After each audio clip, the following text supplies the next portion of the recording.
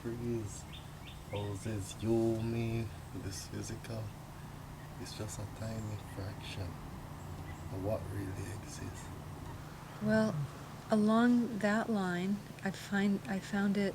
I can't call up talking to spirits, but it happens sometimes. Like, for instance, when after Michelle died, before she was cremated, which was a week later,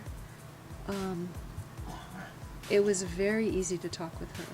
I could hear her voice, and we had conversations, and it faded after she left. You know, after the cremation, she had this kind of leaving experience.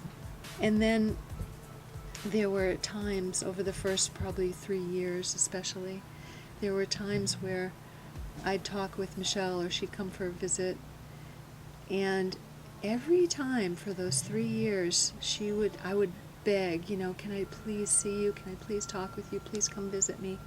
And she would, but she would say, I'm not supposed to be doing this. There's this room that I'm in, and there are people that are helping me.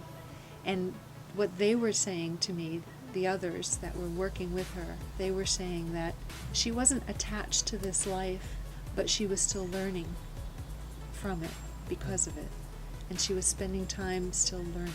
There were 3 different people who I saw who were psychics, you know, and I kind of look at psychics like in a couple of ways. One is people who do talk to spirit, and another one is people who are more empathic with you. So whatever you bring in, they can read that really easily. So that's kind of 2 different kinds of ways of being psychic.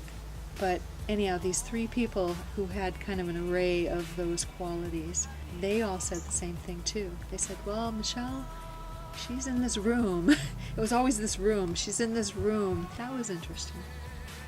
That was interesting too. To know that that is happening for at least her. I mean, I don't think that everything that I've experienced happens for everybody.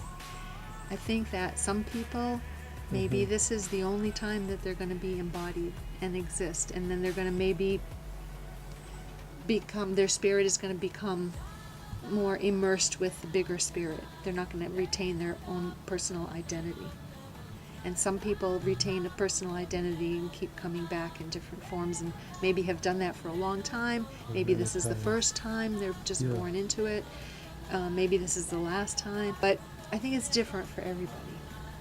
I don't think everybody's spirit journey is exactly the same.